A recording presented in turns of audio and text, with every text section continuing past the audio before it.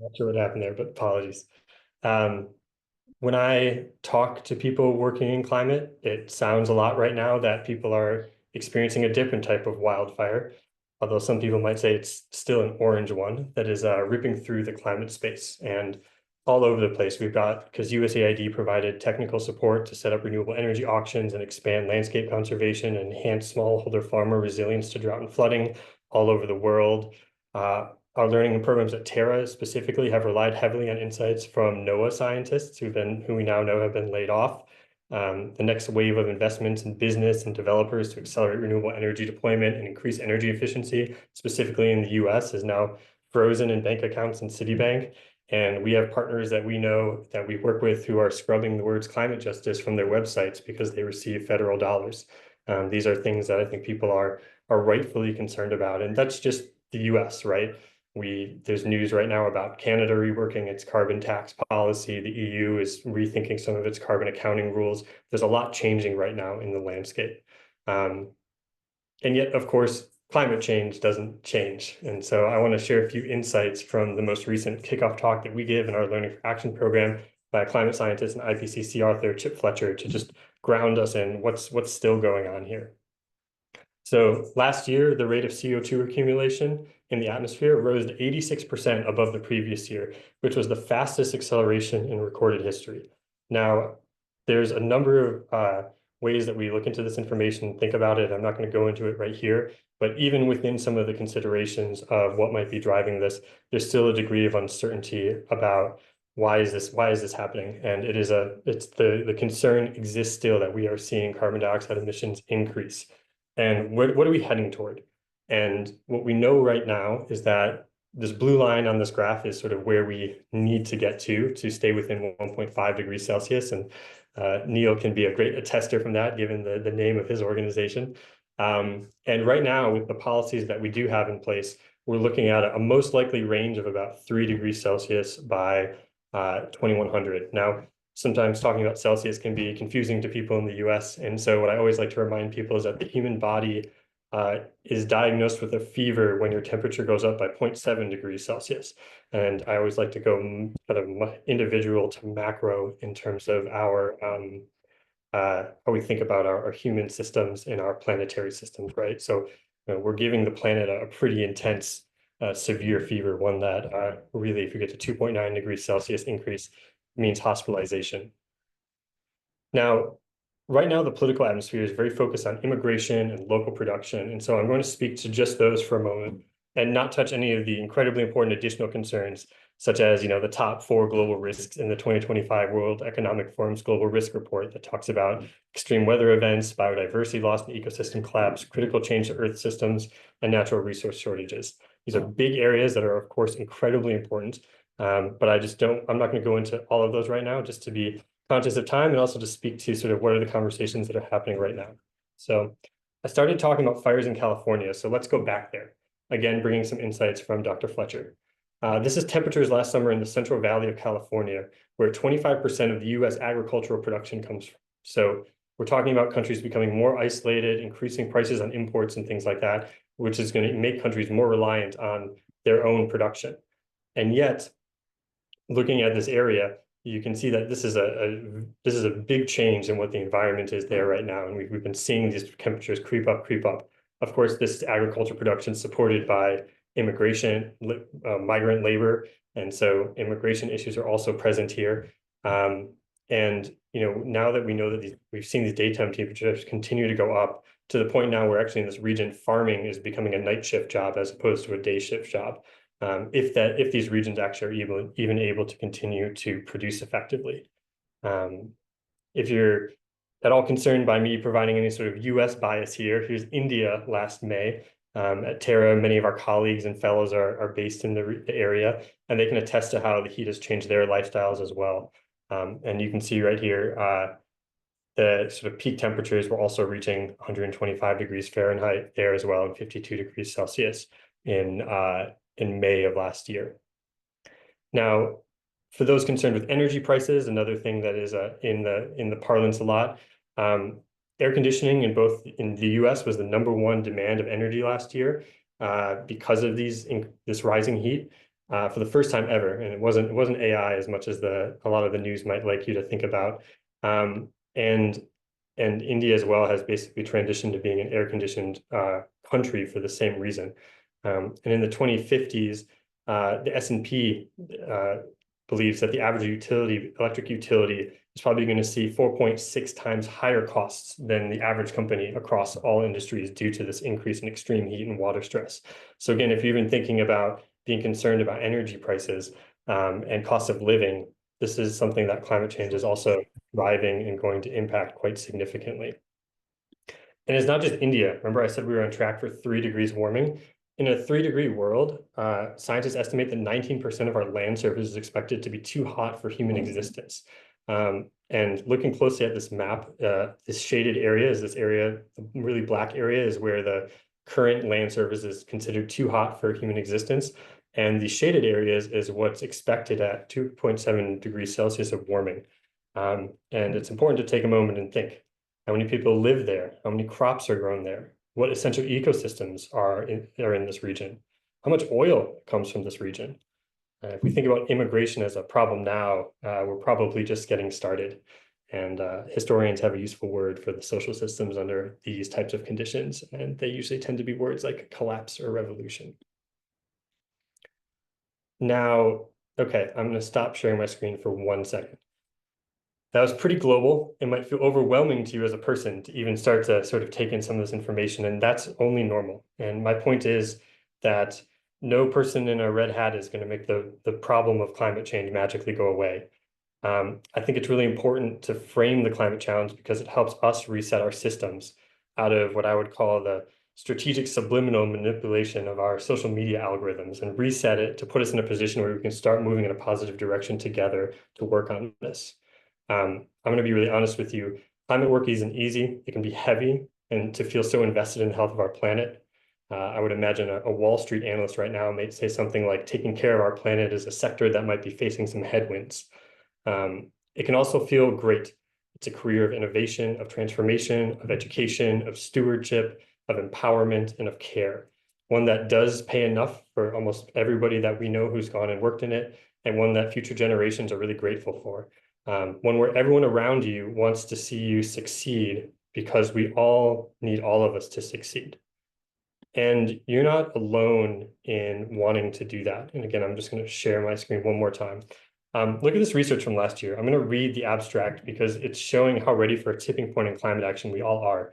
This is from a global survey of 130,000 individuals in 123 countries that found that 69% of the global population expresses a willingness to contribute their personal income, and 86% endorsed pro-climate social norms, and 89% wanted intensified political action.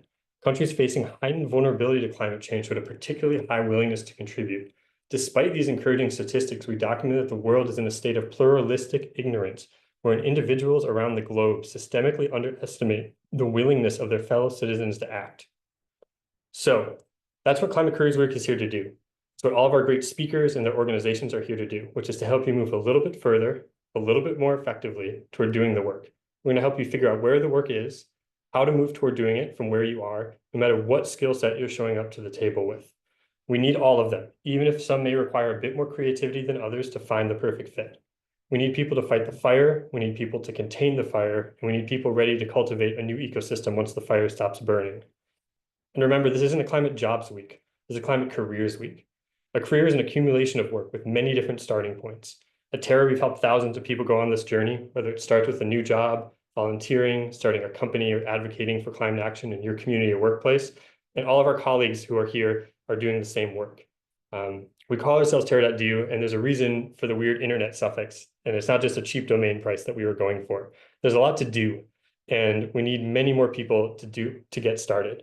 What I can tell you is that of all the people that we've supported on this journey, we've seen over 70% of them be successful at building a career out of this work. And we believe that you will too. I could give you a lot of data on the opportunities in all these different spaces, but I think my colleagues are going to do that better than I can. So I won't go there now, but we know there's so much work in this to be done here, and we know there's a lot of opportunities. So I hope this session and this week will help you down that path, whatever form that path may take for you. Okay, I'm going to now introduce our wonderful lineup of speakers and hand it over to them for their presentations. So we're going to start with Neil. Neil is the founder and CEO of OnePointFive. Is a Forbes Next 1000 awarded global climate advisory. Oh, sorry, OnePointFive is a Forbes Next 1000 awarded global climate advisory and academic firm with over 800 sustainability professionals in 50 countries. Neil is listed as a Forbes under 40 most influential Asian Australians with climate thought leadership, featured by Forbes, World Economic Forum, LinkedIn, the LinkedIn Green Skills Report, and the S&P ESG Insider. And he holds a master's from Yale and MBA from Oxford, like myself, where we first met, and a triple degree in engineering, mechanical engineering, business, and management. So Neil, I'm going to hand it over to you for the first of our panelist presentations. Amazing. Well, good to see everyone here. The three things that you know about me is one, I hate to waste people's time, especially with these great panelists that have so much expertise. Number two, that I can't help but make sure that you take something away from this and it's not just a discussion. And number three, it's just great to see so many great familiar faces, including like John and Kevin from our community out here. So let me jump into this and then make it more about the other group. I'll just send you a ping because I'm going to go through this very quickly to make sure that everyone gets FaceTime. So if you want to connect on the slides or any of these insights, just let me know. The first answer is the work is still here, right? We know that it's a very turbulent time right now with a lot happening geopolitically, with the pullback on the EU regulations, but the field is needing you to show up and there is spend. And I'm going to hopefully try to convince you of that. It's just showing up differently. So in the last 5 years, you might have noticed that there's a lot of regulations coming out from the SEC, from the California regulations to the CSRD regulations in EU. If you don't know, you can take a look at it. I'm not going to go through it too much.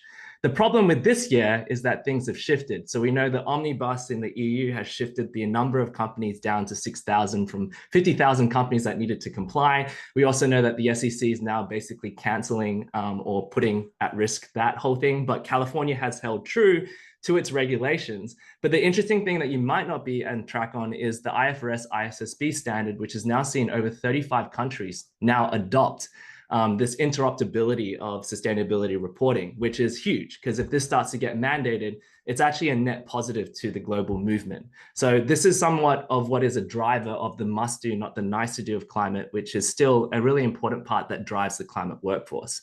The thing that is happening is that there's more green hushing. So you might not hear companies promoting net zero goals, science-based targets. It's very clear that that trend, if you want to look at it, South Pole has a great 2024 report on the fact that green hushing is growing. But the thing that I want to tell you here about is that investment is either increasing or staying the same. You just might not see it. And so in some senses, the work is still continuing just as it was when Trump was in power in 2016. It just may not be as vocal, meaning that the work and the workforce is still required, but it's going to shift. And so if you've seen the LinkedIn Green Skills Report for 2024, we were really fortunate to be actually featured there in terms of our training program, but we actually partnered with them to get their data to see what we could come up with ourselves. The key thing is that sustainability skills are going to be more embedded into roles. There's still a growth, and the good thing is that HR is a lagging indicator to the work that's required.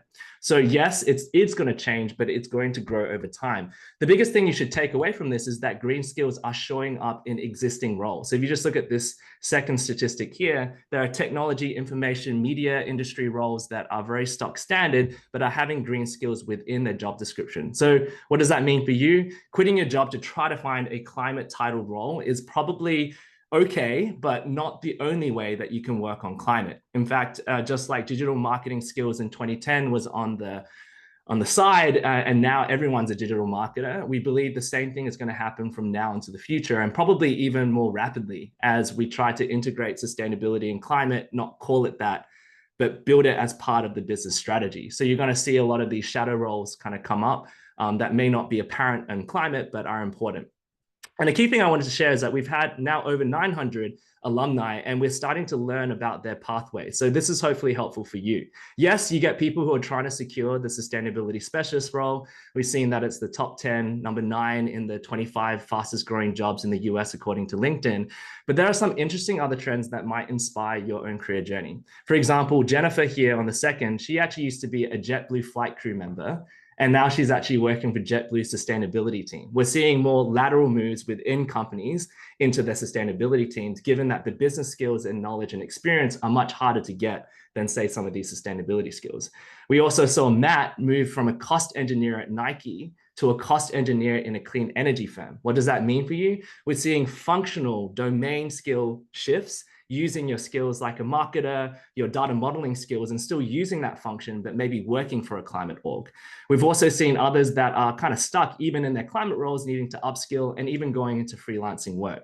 So what I'm just trying to tell you is that it's non-linear, but we are seeing more of these functional sector shifts that may not be as apparent to trying to get those elusive climate related roles. And I'll kind of tell you a bit more. And this is where we ended up doing a data partnership with LinkedIn to look at the top skills that are required. So if you're interested, for those trying to push on sustainability, net zero, these are the skill sets that we've kind of been working on with LinkedIn alongside with some of their research, ranging from broad skills all the way up to the specialist skills that you need. And I think this taxonomy is going to get hopefully better and better over time, just like cybersecurity didn't really have a skills taxonomy. We're needing to do the same thing for climate right now. And obviously there's a playbook that you can download for free if you want to read and look at our research. The key thing that is important is that we have a broken system. So if you're applying for climate roles right now and you're not getting accepted, it's partly because organizations are kind of behind the 8 ball. When it comes to HR, the job description and the skills that are on roles are actually not as updated as they should be, So HR is needing to just adopt what they think is required, but not actually seeing what overlapping skills people have. And this is particularly the case for mid-career and above. Like, I feel really bad for you all because there are some job descriptions that I wouldn't even qualify for. But for the junior to mid, there is a lot more flexibility.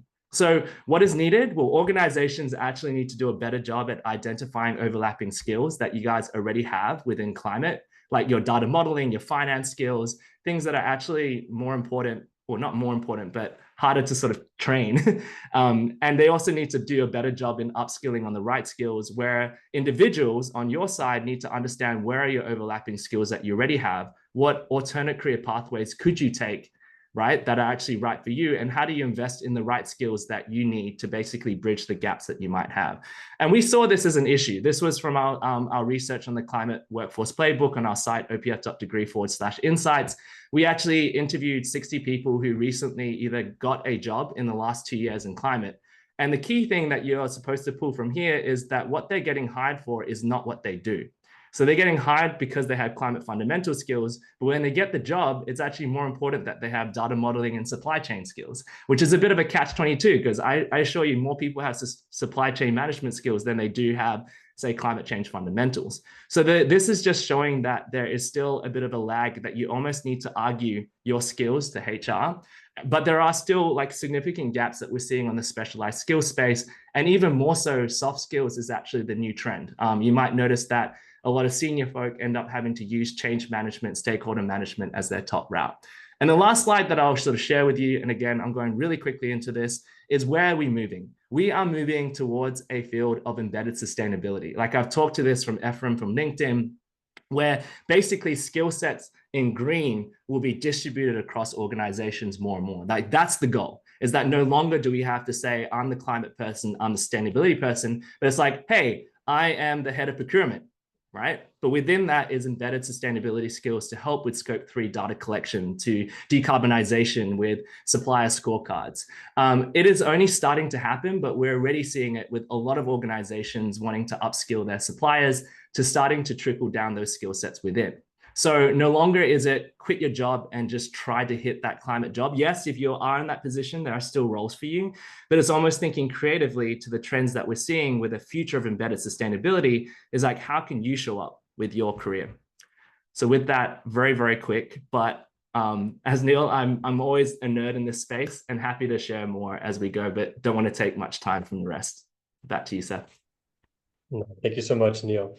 And just a note to everyone, if you do have any questions of any of our speakers, feel free to just add them to the chat. We're collecting them, we're sort of organizing them, and we'll use that as part of our Q&A.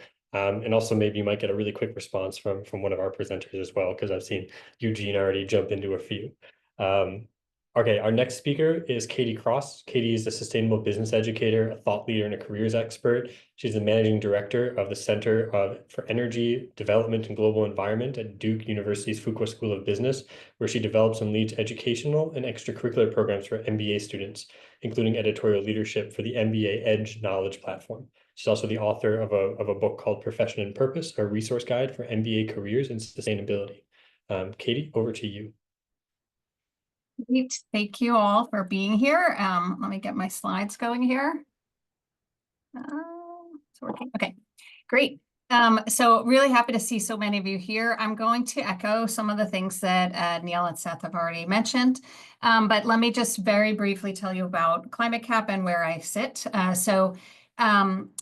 As Seth mentioned, I work at Duke University's Fuqua School of Business, where I have spent 16 years working directly with MBA students and students in our MBA and Masters of Environmental Management program. So I do have a lens of business as it relates to climate. I hope that much of what I'll share can still be translated to other disciplines, but no, that's sort of my frame. I'm also the co-founder of an initiative called Climate Cap, which is a partnership now of 49 business schools, and the goal is to inject climate education into business school education. So we have content that's directly for MBA students who are interested in the intersection of business and climate careers, but we also have a number of resources that are available on our website. We have videos and a great newsletter with lots of resources. So if you're interested at all in the sort of intersection of business and climate, happy for you to join our mailing list and learn a little bit more about what we do. So let's see if I can advance. Okay, there we go. Okay, so the question I'm getting a lot these days from all of our students and alumni is, given the political climate right now, no one is hiring in climate, right? So I would be curious to hear if, maybe in the chat, if you guys all are thinking the same thing. I'm going to share my take on this right now. So here, I spent a little bit of time looking through my LinkedIn feed. These are jobs that were posted just in the last 2 weeks. And honestly, it was a lot more than this. I just stopped adding words when the slide got full. So again, the caveat is that the kinds of jobs that cross my desk have an intersection with business. So if you're not seeing engineering or science or policy jobs on here, that's because those aren't the ones typically coming through my feed, but I absolutely feel confident that those are out there too. One thing I want you to take away from this complicated slide is that there are a lot of different types of employers for climate jobs, right? So it can be traditional big Fortune 500 companies, but there's also lots of energy sector. There's lots of small companies. There's lots of NGOs. There's lots of different types of industries on here, right? Food and ag, energy, finance, sustainable agriculture, lots of different ways to integrate climate into a meaningful career. And the other thing I want you to take away from this is that there are a lot of job titles that do not have the word climate in the title. So getting a better understanding of what the landscape of career options is the first step I recommend to our students. So to that end, this is a little bit of an eye chart, but we did some partnership work with Project Drawdown. Hopefully you're all familiar with the terrific resources they put out. This wheel in the middle is Project Drawdown's Wheel of Climate Action, and the ways that you can think about strategies for taking action on climate in your career. And then the part we added are all the boxes around the outside here. The idea was to help our students understand, if I wanted to act on climate in these ways, what would that mean in terms of a career? So what types of industries and what types of example employers might exist? Again, please take this, with the asterisk that this is by no means comprehensive. It's meant to just give an idea about what the opportunity set is. And certainly there's lots, you could do the same exercise with engineering, science, and other types of disciplines as we have done with business here. One thing I will note is I definitely think that we're going to see some changing, some changes in where the money's flowing with our new administration and federal policy. But there are lots of ways to make a difference, and there are lots of careers in industries, some of which may see higher growth and some of which may see lower growth than expected this year. So how do you begin to kind of make sense, and what are some of the resources that would be useful to you as you think about your careers? Again, this is from Project Drawdown. They have a terrific resource, which I think is sort of underutilized. So if you go to their website and you look for their job function action guides, they have a whole set of action guides that help you understand by your skill set. So, Neil mentioned this, that you have to think sometimes about what the skills are, the job function that you're interested in. Is it supply chain? Is it engineering? Is it HR? Is it marketing? They have put together these job function action guides that help you make the connection between your function, whether that's you're working in HR or in supply chain, and how climate might relate to that career. And another resource that I'll share with you, again, this is aimed at MBA students, but certainly could be useful to lots of different audiences. We have a platform that we call MBA Edge. So the website is mba-edge.com. We have primers on a lot of different topics like biodiversity in business, what every MBA needs to know. But we also have a menu about careers, and we have some resources that give you very specific learning opportunities, job posting sites, internships and fellowships for different types of business related jobs. And, again, my underscore is that if you work in energy transition, clean energy, that is a climate job, right? If you work in sustainable regenerative agriculture, that is a climate job. If you are going to work in climate adaptation and resilience in the real estate sector or urban planning, that is a climate job. So there are a lot of different places that don't necessarily have to be in the corporate climate strategy arena. Before I break, just a couple of opportunities I'll share with you. If you're interested in engaging more with Climate Cap, this afternoon, I'm going to be, this afternoon Eastern time, so 3 p.m. Eastern time, I will be taking a deeper dive in MBA careers and climate. So if you want to learn more specifically about some of the strategies, not only for finding, but also for landing these types of careers, I'll be talking about that in greater detail.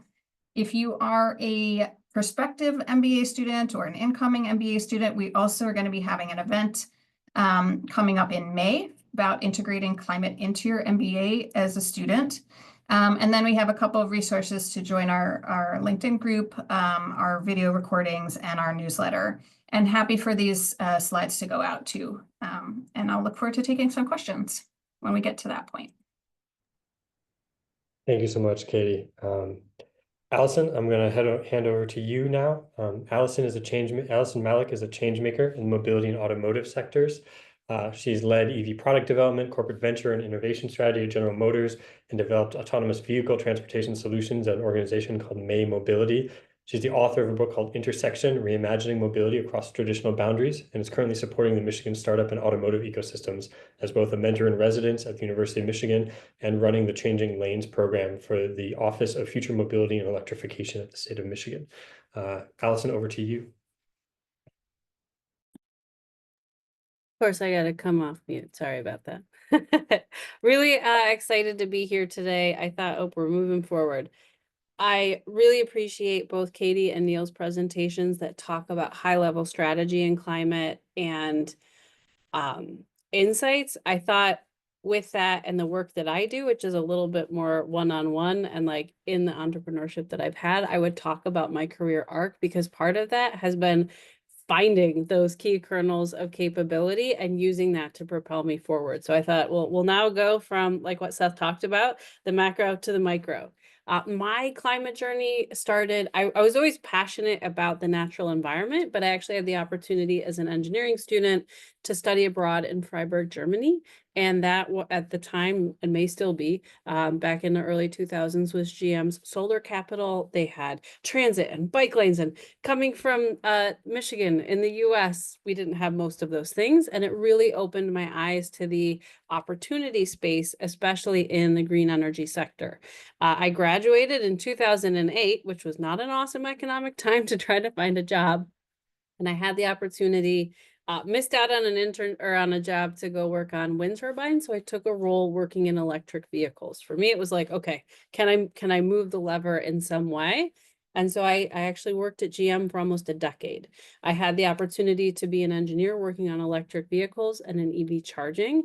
And then I leveraged my knowledge of sort of new industries, because I was on a really small team when I started, to be able to join GM's corporate venture team. So when we talk about making those shifts internally, it's true, it works and it can happen and open you up to a whole new set of opportunities. And that's really what opened up my eyes to this space of entrepreneurship and starting startups. So I am a co-founder of May Mobility, and I was the COO, helped scale that from laboratory spin out to operations in 3 states, and plans to go to Japan, bringing shared electric transportation to more communities. And for me, you know, there's the urban planning part. How do we help more people get around? But also being able to get more people in electric vehicles was a huge, huge opportunity, and something that I was really excited about to be able to help lead the way.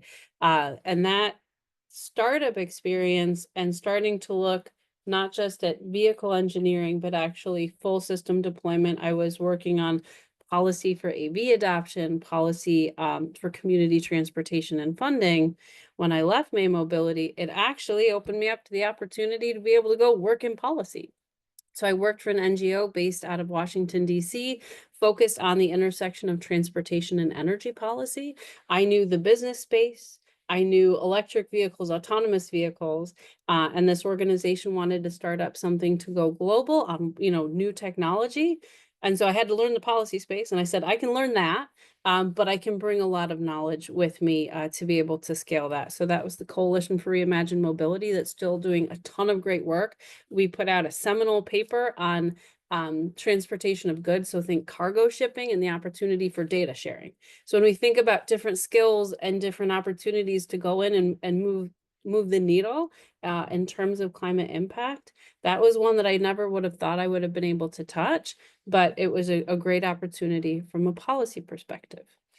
Now, personally, I've had to come to terms with, I'm an operator. I love running businesses. I'm a trained engineer, an MBA. I like running businesses. That's what brings me joy. So I've kind of come back. How do I refocus on entrepreneurship? And that's where I want to talk a little bit about what I'm up to today, just to give some context. So one of my roles is I am a mentor in residence with the University of Michigan. So I'm pulling that entrepreneurship and policy experience I have and helping all sorts of researchers that want to take really great research and help commercialize it. So I get to sit in calls. It's every Friday morning, and I'm listening to like all of this new types of technology, new approaches to helping to improve, you know, climate and resilience and energy generation and things like that. So it's really uplifting. And that's such a rewarding place to come in and get to help all of these brilliant minds be able to expand the impact that they can have. But I'm also helping them recruit. Every new company needs more than just a technology. So it's, you know, salespeople, it's marketing people, it's an engineering team, it's a manufacturing team. So as we, you know, regardless of what your skill set is on the call, startups are also a great space to go in and be able to have a huge impact, bringing, you know, the skills that you've developed and being able to help advance something from a very early stage to huge impact. So I have a lot of fun there. And I'm based in the state of Michigan, which in the, you know, in fact, in Detroit, the Motor City, which with all of this policy change is undergoing a lot of change in terms of our workforce. We have a lot of automotive professionals in Southeast Michigan, many of whom are getting laid off. Not all of them have the climate focus that we're talking about today, but they're trying to figure out what to do with their career. And so I'm actually running the Changing Lanes program that Seth mentioned on behalf of the state of Michigan to help connect people to new career opportunities, specifically in startups. But a lot of what we talk about is the importance of networking. So yes, you may not have all the skills that is in that job posting, but if you know the people that are trying to do that hiring, you can actually talk with them about that fact. Sometimes the job has to get pulled down and rewritten, easier to do in a startup than a corporation. But networking and being able to talk with people about what your skills are, taking that time to really understand for yourself what is your value proposition is going to help you immensely to be able to say, here's what you're asking for, and here's how I can help deliver it based on the experiences that I've had. And that is something I'm actively working on in the state of Michigan. And then I thought it would be funny to throw in, I do not have any experience in the mass timber industry. It is a really great opportunity for sustainability that is not transportation related, which is where I've spent the first 2 decades of my career. But that's what I'm doing now.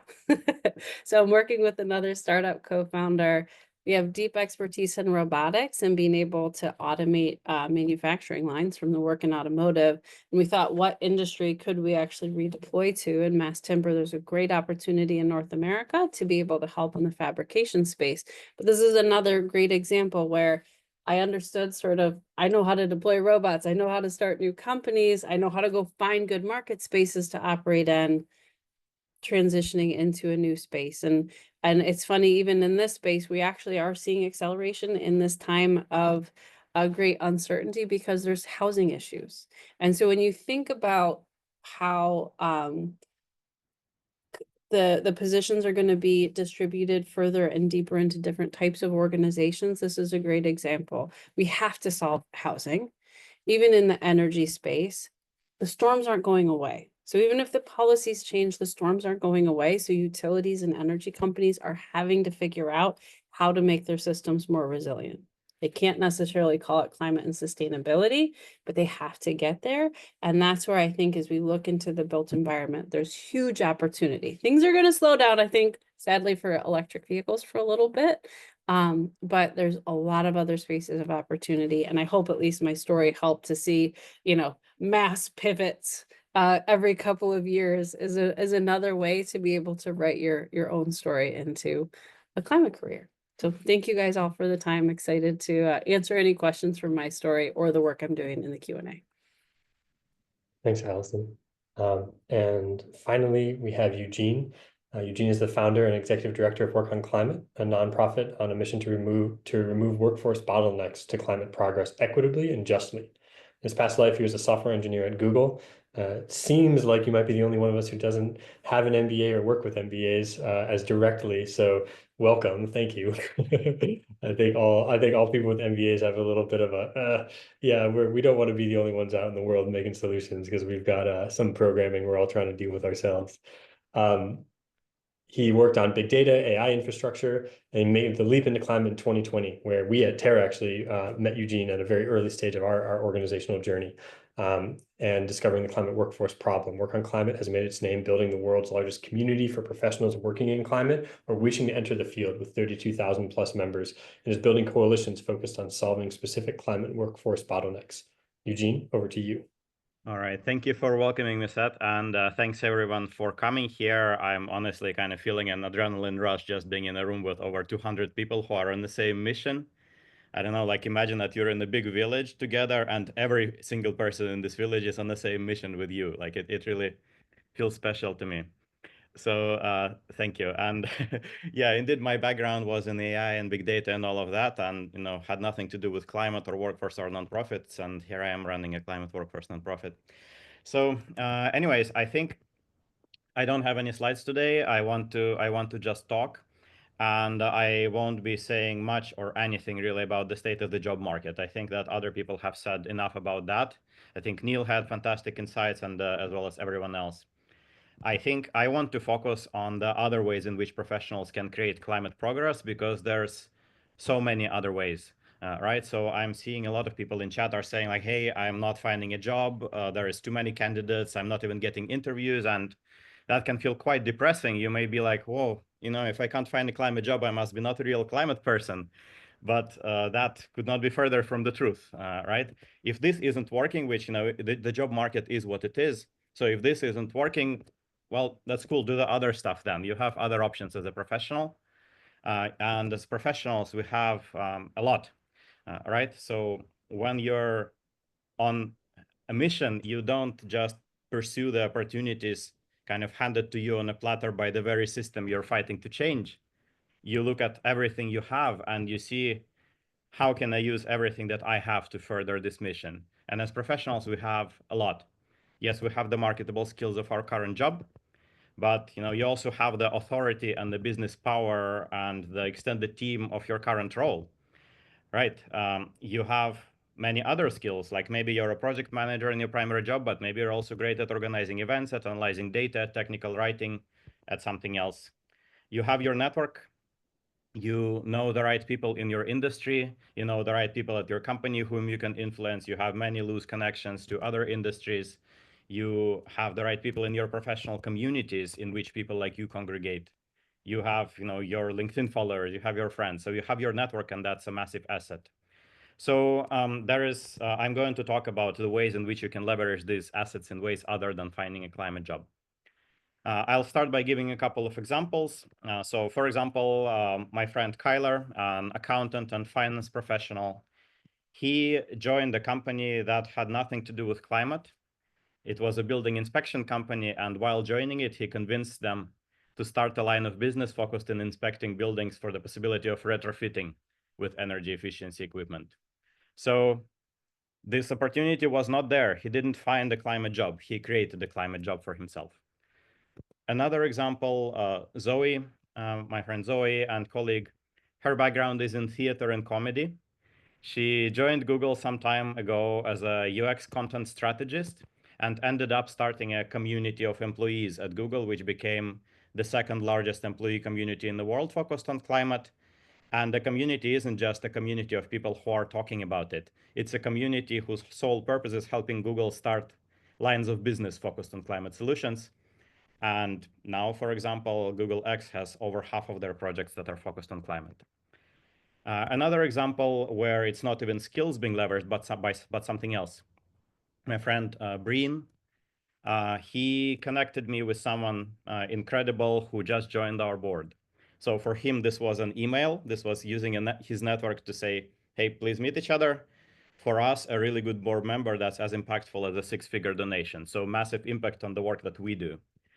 So yes, you should be looking for the usual options, find a job or a gig, or build a startup, build a nonprofit.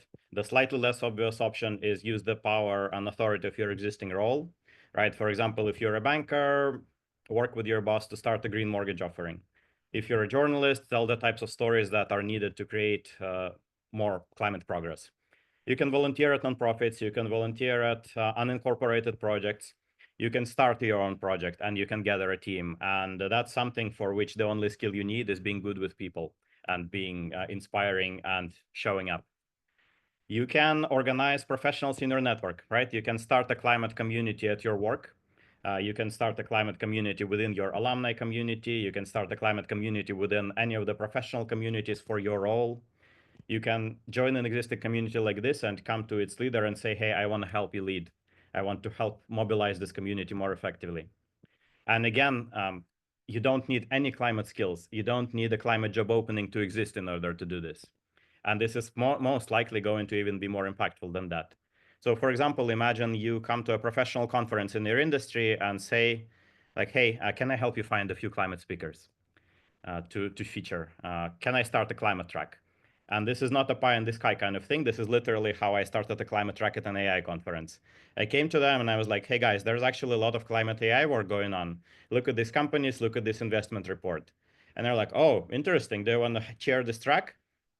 Yes, I do. And 100 hours of work later, they had a climate track, and it's not even that much work. Finally, well, not finally, you can also become a super connector. You can keep building your network, which is one of your most important and influential assets as a professional. You can keep building your network. It is incredibly valuable for you because it connects you with more opportunities. It keeps your momentum. It keeps you in a process where you keep finding ways that you can help somebody, right? Maybe the network won't lead you to a climate job opening because maybe there's not enough job openings, but it might lead you to someone you can help, or it might lead you to two people who can help each other. as happened in the case of Breen. And that can be an extremely impactful thing that you can do. Finally, if you can't do any of this, then you can bring someone who can. And that is as good as bringing yourself, right? You can bring someone who can. You can fund somebody who is already doing this if you have the funding. But I think my point really is that let us really get out of the mindset that the only thing you can do is find a climate job that is full-time and pays you for that. Certainly, that's excellent if you can do that. If you can do that, you're contributing almost everything you have. But, it's not necessarily realistic that you can contribute everything you have all of the time. But the way that the movement of us works, it's not because everyone is contributing everything all of the time. It's because each of us keeps finding some way that they can contribute some of the time, and it adds up. So my encouragement to you is look at all of the assets you have as a professional and really, spend half an hour just thinking and writing on paper what it is. If you run out of things to write, spend another 5 minutes and probably one more will come up. And then ask yourself, how can I use this asset to further the climate work movement? All right. And keep building these assets. Maybe today you're really not in a position to help, but maybe you are in a position to build your power for the future today. Build your skills, build your network, build power in your current role, transition into a non-climate role where you might have more power in the future. It's okay. We're in this for the long haul, and one day the movement will call on you, and then you will be ready. So whatever you're doing today to get ready, this is a valuable contribution. So I think I will wrap up here. Thank you so much, Eugene. I think that that last piece of it is as someone I think just said, very much gold, right? There's when you think about a career, these journeys are so different for everyone. At Terra, we've seen about 5,000 people come through our learning programs, of which we've tracked about 3,000 of them on their careers for over 2 years. And there are so many different journeys. There's not one journey, there's not one pathway. And it's really easy for us to get that story in our head of what it should be or what it could be. And I think that idea of what do you need to do to take that first step, or 2 first steps, or 3 first steps, and to both be patient with yourself and know that we're all here supporting you, and also stay action oriented about what can you do and how to be creative about that. So I think that's really rich. We haven't had too many questions in the chat. So if you do have a burning question, please feel very welcome to just raise your hand and we can bring you off mute to ask a question of any of our panelists. There were a few questions that came in, just kind of talking about something I think Neil talked about with this unicorn dynamic that's out there. And I do feel like we've spoken to a lot of parts of that already. And so I'm not sure that's really an area we're going to go into. I do want to also just note for everyone as well that we're going to have, this is a whole week of sessions, and there's a lot of strategic sessions with career coaches and experts in different sectors, and you can join those and they can get quite tactical with you about your specific situation or your specific skill set, and how to kind of move forward in certain ways. So I think that's all there for you as well, and just know that those resources are there. I'm still not seeing anybody come off mute or raise their hand, so I'm going to just ask a few questions that I think I would like to say and ask. So 2 big questions I think that sit with me, which is, what are you hearing on the ground right now from everyone in the space that you're working with? And where do you really feel we need to focus our energy, or if there are certain areas or orientations? And I feel like everyone's talked to this a little bit, but I'd like to just invite that forward from everyone around, where do we as a community working in the climate space at this kind of time and space, where can we focus if folks are looking for different types of work to do? What's a great place to get started, or what do you think is a very interesting frontier? So maybe we'll just do a round robin on that, and we'll go in the same order that we spoke. So Neil, maybe I'll hand over to you, and then we'll go to Katie. No problem. Quickly on this front, we have the opportunity, because we do advisory and we bring in industry expert speakers. I've actually spoken to the heads of sustainability at some of the Fortune 500. Can't name all the companies, but it's everything from like Seabury to Nordstrom to Allbirds. We're speaking to them all. I would say that the sentiment right now for people working specifically in those sustainability roles is it's been a turbulent quarter, like no doubt. There has just been a real tough sense of like, what do we do now? But I want to sort of flip this on the other side, that we're coming out of that, a bit of that storm, where the number one thing for sustainability that could be good for this whole change is actually building the business case, improving the business case of sustainability. So I think Seth brought up that global risks, like we still think that climate impacts are like well in the future, but they actually have to show up today. And if the public system is going to stop to defund some of this climate work, we're seeing still investments into climate, especially with the regulations that are happening that are tying our work into financial disclosures. So the one thing that I will say is that this actually becomes more interesting for folk in the general workforce to show up and help us put a dollar on climate, both from the avoided cost, the cost of inaction, and even the sustainable business growth that this work can provide us. So I think that to me is great. And the one action that I would suggest to you all is to actually invest into your skills. There's like tons of resources, programs, even Work on Climate. We actually have a session to just train people. Like there's a lot of ways, from free to certified courses. You know, Seth Godin is one of our advisors, the one that did the Alt MBA. The one thing that he finds really optimistic in our field is to be able to upskill yourself and then do the work. And that's actually one thing that we can show up. And I think I would encourage you guys to do that even more today, whether it's a volunteer opportunity with Work on Climate or actually pursuing something a bit deeper. Because in Seth Godin's words, if methane was purple, we would have solved the problem already. And we should call it what it is. It's not global warming, it's atmospheric cancer. And in some senses, if we actually see it that way and we prove it that way, then no longer are we just in a silo, in an echo chamber of these climate communities. We're just like, climate is business strategy in the 21st century. And that is our opportunity now to step up and fight for that, if this is the way that it's going. So that's my 2 cents. I totally agree with you, Neil. I'll just add a couple of thoughts. One is energy transition is happening globally. It is not dependent on the US federal government. It is a global phenomenon. And in many cases, clean energy technologies are now much more cost competitive than fossil fuel technology. So I do expect that we're going to still see plenty of clean energy infrastructure build out. It may or may not be exactly the same as it was before, especially in the US, but I think we're going to see a lot of growth. We're also seeing global energy demand go up, so energy infrastructure has to be built. And in many cases, clean energy infrastructure is going to be the bright spot.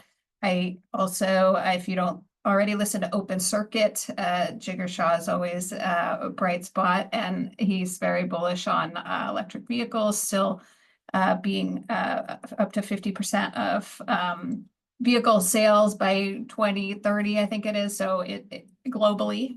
So sort of no matter what's happening in the short term, there's definitely a momentum for that in the long term. And then another statistic I read recently is that we're right now spending $1.4 trillion on climate adaptation and resilience solutions. We are only going to see more of that. So if you're interested at all in how we're going to manage our cities, our infrastructure, our real estate portfolios, plenty of work that has to be done there. And the reality is that work is going to have to be done and be paid for no matter what happens with policy. So I've been like keeping up with the chat, and I would like to take a second and just say, everybody just give yourself some grace. Coming out of that quarter, if you're working right now in climate, and if you're not, I really appreciated what Eugene said. It's we're on a long arc. And so it's okay to take a moment and take a breather and gather yourself, because this is much bigger than any one of us. And so I just want to create space to say that, because it is not easy. Having struggled with job transitions myself, trying to stay in clean energy, it's tough. That said, what I use, kind of underlying what Katie and Neil talked about, even if it's not called climate and sustainability, the changes are here. We all know this. It is called different things for other people, but they're here. The building industry, the energy industry, the transportation industry, the finance industry, through insurance and risk management, is all having to answer for this, whether or not there's regulation. And so for those of us who want to be able to lean in and make a difference, part of the thing I learned in my policy role was that you don't always get to pick why people show up. You can just be glad that they showed up. So maybe you go into the energy sector and, you know, you're working with people that don't want any of that green energy or that clean energy, but they acknowledge that the grid needs to be more resilient and they have to be cost effective. They're probably going to have to go solar anyway. So that's been something for me that I've really been trying to navigate, is how do we bring people along and find those opportunities where industries that there's no other way but forward, and forward is more sustainable and more climate aware, whether or not they want to put those words on it.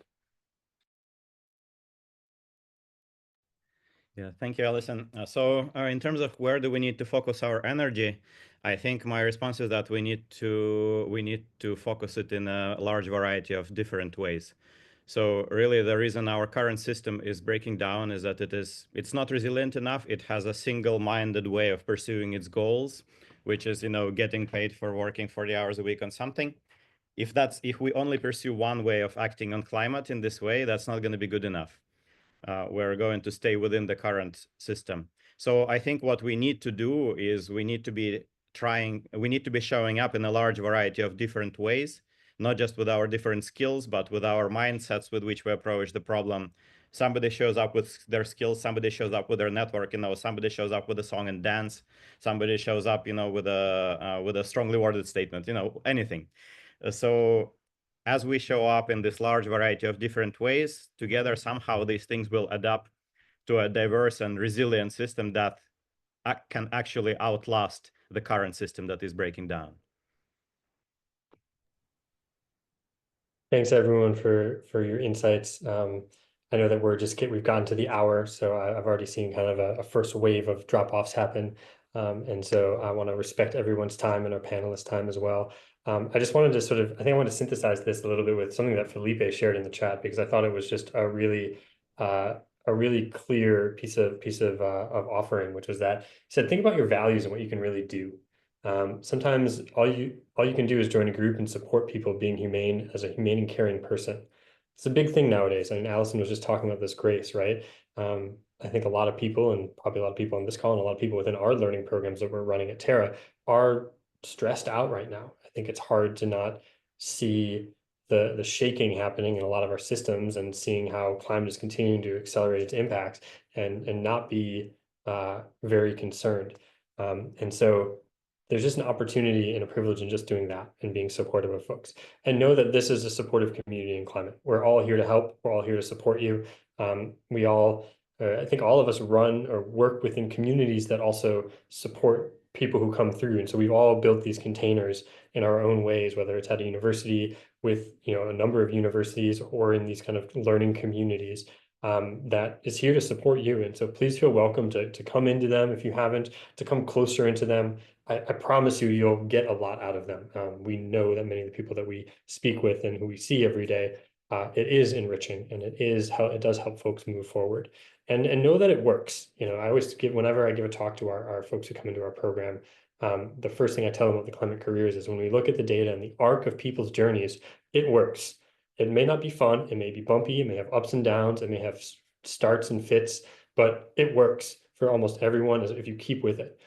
We have some data where at the 2-year mark, 80 to 90% of people who've come through our learning programs are working in some way, shape, or form on climate in a way that they feel really great about. And so just knowing that there's this energy that you're putting in, these steps that you're taking, it sometimes might feel like you're alone in the internet, and just know that you don't have to be, and that we're all here too.